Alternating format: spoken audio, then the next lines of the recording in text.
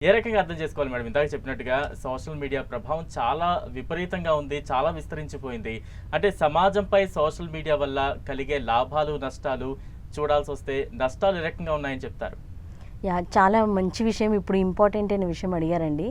ఈ social media అనేది పాజిటివ్‌గా ఉపయోగించుకునే దానికంటే నెగెటివ్‌గా ఉపయోగించుకుంటున్నారు. సో, దీన్ని కంప్లీట్‌గా జనరలైజ్ చేయలేము.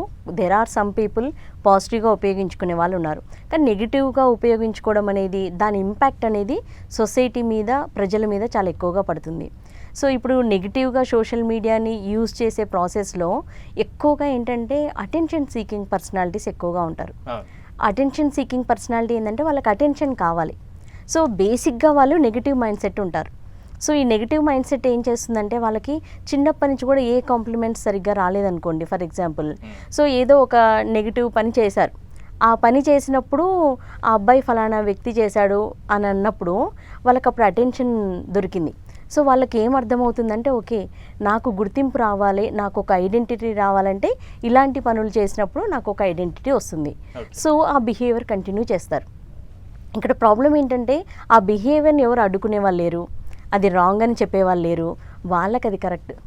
వాళ్ళు ఏదైతే చేసినా అంటే ప్లెజర్ సీకింగ్, అంటే ఇమ్మీడియట్ ఒక గ్రాటిఫికేషన్, ఒక ఏమంటారు ప్లెజర్ సీకింగ్, అది వాళ్ళకి డెవలప్ అయిపోతుంది. సో, బిహేవియర్ని ఎవరు కూడా కంట్రోల్ చేసి ఇది రాంగ్ రైట్ వేలో తీసుకెళ్లే కరెక్షన్స్ ఎక్కడా జరగట్లేదు. సో, ఆటోమేటిక్గా ఆ పర్సనాలిటీ డెవలప్ అయిపోతుంది. సో, వాళ్ళు ఏం చేస్తున్నారు, ఇదివరకైతే సోషల్ మీడియా లేనప్పుడు పబ్లిక్ డైరెక్ట్గా ఉన్నప్పుడు వాళ్ళు హార్మ్ చేయడము, హర్ట్ చేయడము, వర్బల్లీ అలా చేసేవాళ్ళు. సో, ఇప్పుడు మనకి ఆటోమేటిక్గా మనకి సోషల్ మీడియా ఒకటి దొరికింది.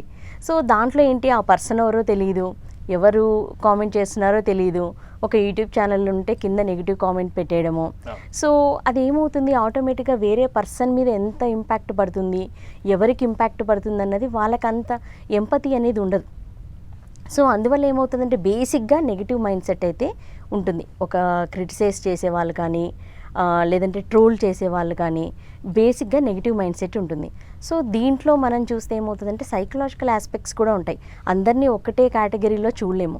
So, there are some people ఊరికే నెగిటివ్ కామెంట్స్ని చూసి చదివి ఎంటర్టైన్ అయ్యే వాళ్ళు ఉంటారు.